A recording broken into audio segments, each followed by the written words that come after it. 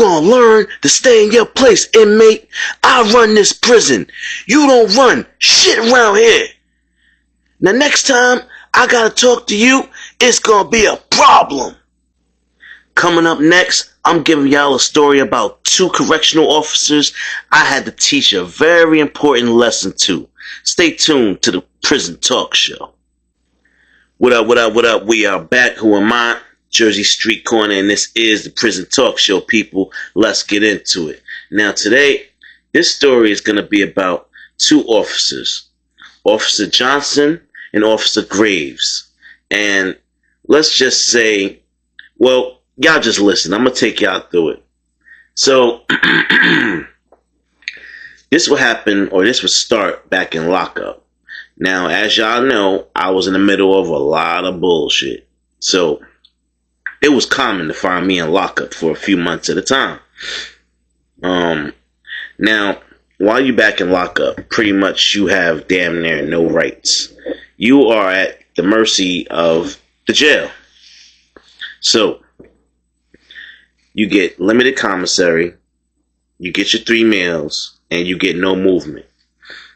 You still can write letters and whatnot, but you get no movement and no phone calls. So, excuse me, y'all. I would regularly go back to lockup, and there was 2 officers that just didn't like me. And every time I would get caught in that situation, I had to deal with them. So, let me just give you an example of the type of things that I would have to deal with. Officer Graves, he would slide my food through the slot in the door. And every single time I would get up to go reach for my food, he'd tip it over right to the floor. Boom. Unedible. Food on the floor, everything. Bread, soup, all that. He would do this to me time and time again. This guy would even have the nerve to say better luck tomorrow before he slammed the door closed on me. The little slot. So I'm like, alright, you know what? I'm just going to take it on the chin, y'all. I just start doing my push-ups, my sit-ups, training my brain that if I don't think about the food, you know, I won't be hungry. Now, of course, y'all, you got trustees and tear sand dudes that'll walk by and they can sneak you a bag of chips or a sandwich or something, slide it under the cell door or something like that. You gotta smash it real thin. Look, it's a hard knock life, y'all. Have you ever eaten a sandwich that was smashed paper thin? Somebody literally has to smash it thin enough to fit under the cell door because, you know, they can't open the slot for the feeding. Anyway, y'all, I will go through this time and time again, and I think it mentally made me who I am today. It gave me the pushback to say, I'm not going with your rules. I don't care what you do to me, what you say to me. I'm not rocking with what you rocking with. So we just gonna have to be at a pass. And it is what it is. Now these officers, they didn't like that I was getting by without their prison food. They didn't like that when they came by and taunted me and said racial slurs to me and called me boy and inner and all types of stuff. I ain't pay them no mind, y'all. I barely lifted my head up. Well, let me tell you something, y'all. These officers, they were pretty diabolical themselves. And that's one thing that they didn't realize about me. I'm just as dangerous on the inside as I am on the outside. I had already hired a private investigator months ago. Yeah, y'all, from the prison. I had somebody hook it up, and I hired a private investigator to follow these officers, find out everything about their life. I want to know where they eat at, where they sleep at, where they hang out at, where they party at, who they sleeping with, what do they do when they leave this prison, and where do they go. So, I'm sitting on a whole bunch of information, y'all. Yeah, I'm just waiting. I'm just waiting to put my plan in motion. So I would take this abuse just a little longer. Just a little longer, y'all. I had to let them think that it was all good. They was getting this off, degrading me and treating me worse than an inmate. So after about 3 months back there in the hole, I would eat, of course, when they weren't there. The other COs would slide me food, of course. They would get me something to eat. But these guys, they wouldn't. So I knew at least 2 nights out of each week that I was back there in the hole, I was going to be suffering. And I had to figure out what I was going to do. The best thing that I could do is don't kick up and get out of the hole, so I could have a little freer movement.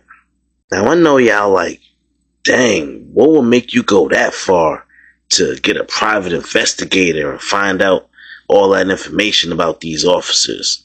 Let me tell you, these two officers, not only did they make my life a living hell back in that hole, but they beat my ass. Yeah, y'all. The both of them beat me senseless in that cell one night. And Graves broke my arm, pretty much. I never even went to the doctor. They pretty much threw me some stuff to wrap it up myself, like put it in a sling around my neck, and kept me back there in that hole an extra few months to heal. Now, it never healed right. If you see me now, it make a lot of noise when it rains. It creaks. It hurts. Anyway, y'all, they took time away from me. They hurt me, y'all. They tried to unalive me. And the lesson that I plan to teach them is a lesson of morality. What do you do? Do you do the moral thing? Now, I know I could just have somebody go unalive them real quick and be done with the whole thing, but nah, that's not enough. I need them to suffer. So I'm going to ruin the both of them. The information that I obtain, oh, yeah, let's just say things about to get diabolical. Now, once I would finally get out of the hole, this was maybe, I guess this was about, I don't know, maybe 7 or 8 months before I actually got released and went home. And I still had all that information, y'all. Once I got all the information in my hands, because I couldn't have it mailed into the prison, they would have took that in the, right away. As soon as they seen the pictures, they would have snatched them out. I had pictures of both of their wives and children. I knew that Officer Graves, his wife, was named Lisa, and they had a little daughter named Tanya. Yeah, y'all. So when things hit the fan, it's going to get real ugly. Now, I would approach the first officer at one of the spots that he frequent. It was a bar. And I go in there, and as soon as I sit down, I tell the bartender, give me your finest bottle of whiskey, 2 clean glasses. And I walk on all over there, slide the chair up from under the bar next to Officer Graves. And now, he didn't even look up. He said, this seat's taken. And I said, no, it's not. No, it's not. Now, he still didn't look up, but I could tell he remembered my voice, y'all. The same voice that been talking shit to him for the last few years. The same voice that vowed, oh, I'm going to get my get back. You gonna see. You gonna see, Officer Graves. One day. One day. He looked up and said, can't be you. Corner? JS Corner? What are you doing there? I'm not going to put my real name in the story, y'all. But y'all already know. What are you doing there? You're supposed to be in prison. I'm like, nah.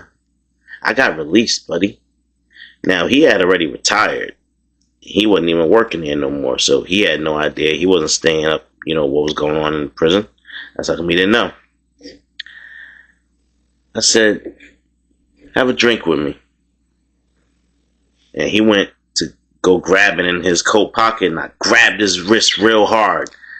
Stone grip. I said, hey, you don't want to do that. You drunk. You probably shoot yourself in the foot. You don't want to reach for that piece. Just have a drink with me and let's talk. So he grabbed the drink, and he downed that whiskey quick. Ah. And I filled it up again. And he said, why are you doing this? I said, because I can. Because you took something from me that I'll never get back. And now, I'm just going to take your future from you. He said, what? I pulled the paper, documents out of my inside pocket. I had already had a lawyer draft up a whole, document explaining everything that he had did along with the other officers. It was a confession, y'all. The extortion, the, illegal contraband they was bringing in, everything. The beatings. And he laughed and said, why would I sign that? I'll go to prison if I sign that. I'll lose my family. And I said, that's true. But if you don't sign it, well, let's just say I can't, really be held responsible for what happens after this night. You'll never see me again. And that'll be that. And he just looking, sweating. And I'm like, have another drink. And he have a drink, and he think about it. And he signed the paper. Put it back in my pocket. And I said, you did the right thing. And I walked off and left him there with that bottle. Now I gotta go find the other officer. The other officer, yeah, that's the one that helped. He was the lookout, and he pretty much did whatever Graves told him to do. So, he had a part in beating my ass. I'm gonna have a part in ruining him. Now, Officer Johnson, he was a little harder to get to. He was scary, real scary, so he liked to stay home a lot. Now, by now, Graves had already contacted him and told him to be on the lookout. That he had just signed the confession, and pretty soon, he probably should expect police officers to come and question him about things that were going on in prison that shouldn't have been. And well, Johnson, he was just going to have to be a casualty. Graves wasn't going down by himself, and he damn sure implicated Officer Johnson. Now, like I said, y'all, I already had the private detective, investigator. I already knew where Johnson lived. I was already staking his crib out. I knew sooner or later that fear was going to make him leave that apartment. So I watched and I waited. Then I called from a payphone.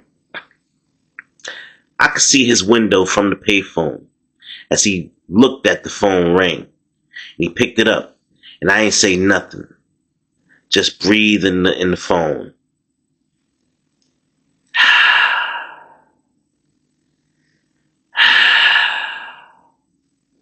And hung up.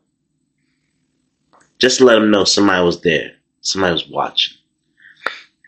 So now he got two choices. Either he stay in that apartment scared for his life, or he come out of that apartment and try and figure out what's going on and get to safety. It didn't really matter. One way or another, I was going to get to him. So, all I had to do was send a pizza guy up to his apartment with a pizza, y'all. Had him knock on the door, and Johnson said, I ain't ordered no pizza, go away. And the pizza guy said, alright, well, maybe somebody else ordered it for you, whatever, man. I'm just a delivery guy. I'm gonna leave it right here on the floor, alright? I'm gonna leave it right here in front of the door, alright?